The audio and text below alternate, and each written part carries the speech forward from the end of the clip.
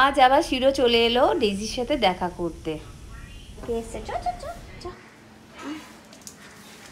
দেখ কে এসছে। ডেজি তো ঘুরে চলে এসছে। ডন যখন ঘুরতে গেছিলো তখনই রাস্তায় দেখা হয়েছে শিরোর সাথে, তাই শিরো সোজা বাড়িতে চলে এলো ডেজির সাথে দেখা করতে। কি হয়েছে? এসছে?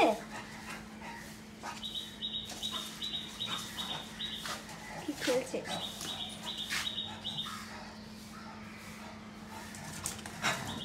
আসো এদিকে, আসো এদিকে, বাইক আছে, আসো।